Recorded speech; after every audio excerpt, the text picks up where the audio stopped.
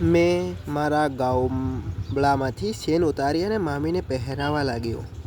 મામીએ મારા હાથ પકડી લીધો. તેણે મારી સામે જોયું અને કહ્યું, મારે સેન નહીં, પહેલું જોવે છે. એટલું બોલીને તે હસવા લાગી. મિત્રો, વિડીયોની અંદર આગળ વધીએ તે પહેલાં જો તમે ચેનલ પર નવા હોય તો ચેનલને સબસ્ક્રાઈબ અને વિડીયોને લાઈક કરી દેજો અને છેલ્લે સુધી બને રહેજો વિડીયોમાં, તો મજા આવશે. મિત્રો, એક દિવસ મારા મામાનો ફોન આવ્યો. તેણે મને કહ્યું કે તે બંને કામ માટે શહેર આવી રહ્યા છે. તો મારી મામી તેની વાત સાંભળીને ખૂબ જ ખુશ થઈ ગઈ. તે તરત જ મારા મામીને મેસેજ કર્યો. મામીએ જવાબમાં મને દિલાવો ઇમોજી મોકલી દીધો. હું ખુશ થઈ ગયો. બીજા દિવસે મારા મામી મારા ઘરે આવ્યા. મારી મામાને જોઈને ખુશ થતી હતી અને હું મામીને જોઈને થોડીવાર પછી મારા મામા મારી મામીની સાથે મંદિર ગયા. હું અને મામી બંને ઘરે એકલા હતા. મુસાફરીને કારણે મામી આરામ કરવા લાગ્યા. મામીએ મને કહ્યું, મારે સ્નાન કરવું છે. મેં તેની તરફ પ્રેમથી જોયું અને કહ્યું, ઠીક છે, ચાલો હું તમને વોશરૂમ દેખાડું. મેં તેનો સામાન મારા રૂમની અંદર રાખ્યો. મામી મારી પાછળ પાછળ આવી રહ્યા હતા. રૂમની અંદર જતાં જ મેં દરવાજો બંધ કરી દીધો, કારણ કે કોઈ આવી જાય તો અમને બંને ઠીક થવાનો મોકો મળે. રૂમની અંદર જઈને મેં મામીને હક કરી લીધો. મામીએ મારી સામે જોઈને કહ્યું કે હું ક્યારની તને મળવા માંગતી હતી. આજે હું સફાઈ કરીને રેડી થઈને આવું છું.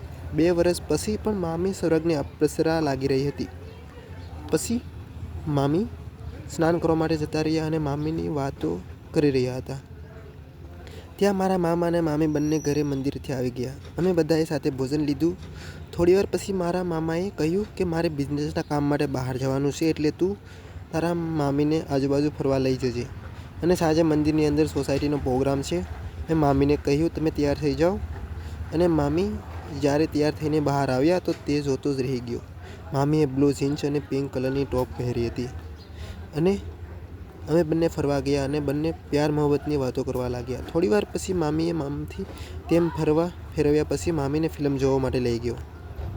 ફિલ્મ ખૂબ જ રોમેન્ટિક હતું. મેં મામીનો હાથ પકડી રાખ્યો હતો. મામીએ પણ છોડવાની કોશિશ ન કરી. પછી અમે બંને એક મોલની અંદર ગયા.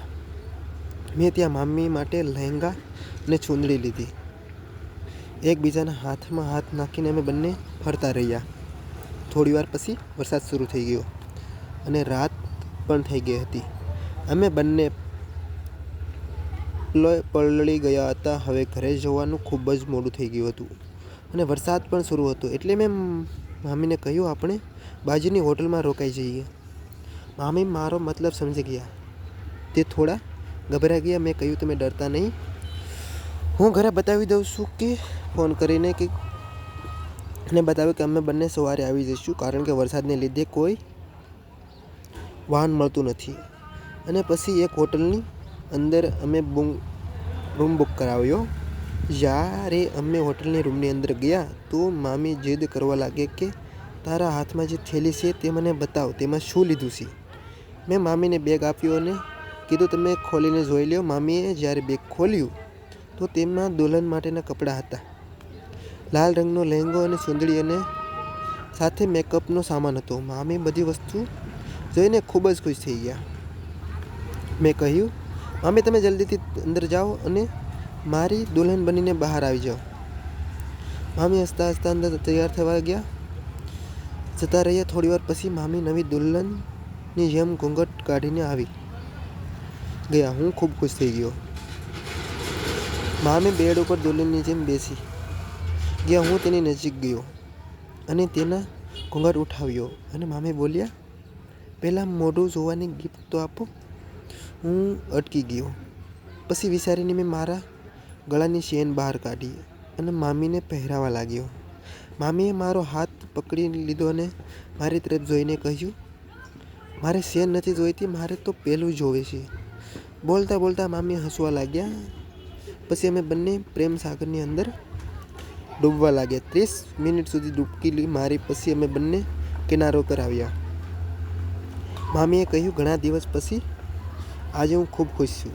કાશ આપણે બંને આવી જ રીતે રોજ દરિયાની અંદર ડૂબકી મારીએ તો કેટલી મજા આવે. મિત્રો, વાર્તાની આવી સુંદર મજાની લવ સ્ટોરી સાંભળવા માટે અમારી ચેનલને સબસ્ક્રાઈબ કરજો અને તમારા આ ગુજરાતી મિત્રને થોડુંક સપોર્ટ કરજો.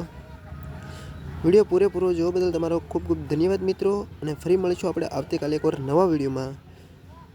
અને વિડીયોની અંદર ત્યાં સુધી આવજો મિત્રો.